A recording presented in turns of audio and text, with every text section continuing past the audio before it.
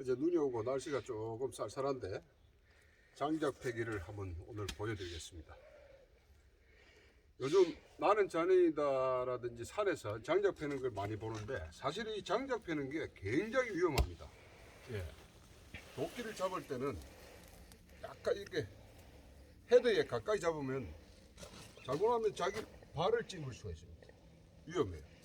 그래서 이거를 적당히 20cm 정도 거리를 두고 찍어야 돼. 그리고 넣어야 돼. 이렇게. 예, 넣어야지 이걸 끌고 오면은 자기 무릎을 찍을 수도 있습니다. 굉장히 위험합니다. 자, 이렇게 안전적인 자세를 취하고 난 뒤에 골프하고 비슷합니다. 헤드에 힘이 실려야 되면서 이렇게 끌고 오면 안 된다. 그냥 그대로 탁 넣으면서 쭉 빼면 됩니다.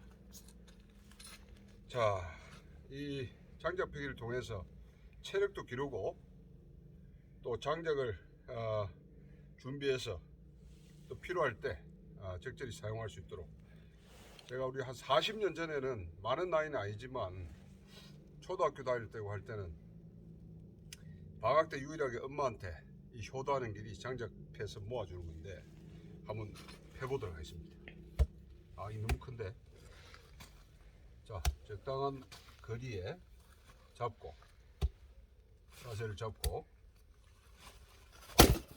자, 아무리 큰 장작도 센터만, 중심만, 이걸 가운데 때리면 절대 안 나갑니다. 끝에 결이 있기 때문에, 특히 참나무 같은 경우에 여기 때리면 안 나갑니다. 이렇게 잘 안 나가요. 그렇지만 이 끝에 결에 의해서 딱 때려주면 나가야 되는데, 야, 이런 식으로. 자, 오늘 와이프가 도끼 사줬어요. 2만원, 15,000원짜리 있는데 2만원, 3m짜리. 자, 한 번 더 이렇게 최대한 힘을 실어.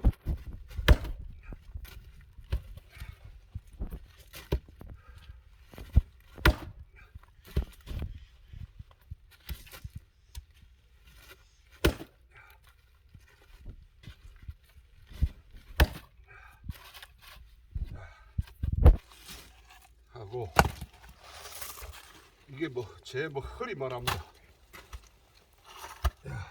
해서 안전한 거리, 그리고 놓아라. 이렇게. 자, 이걸 이 정도로 잘게 뽑아서 어느 정도 말려줘야 불에 잘 탑니다. 이게 바로 우리 원적외선이 나오는 참나무입니다. 자, 오늘 이상 제 고향 경남 합천호가 딱 내려 보이고, 저 뒤에 황매산이, 엊그제 눈이 와서 아직 녹지 않았네요. 황매산이 보이는 고향 대병 합천 대병 저희 숭굴제 하우스에서 한번 보여드리겠습니다.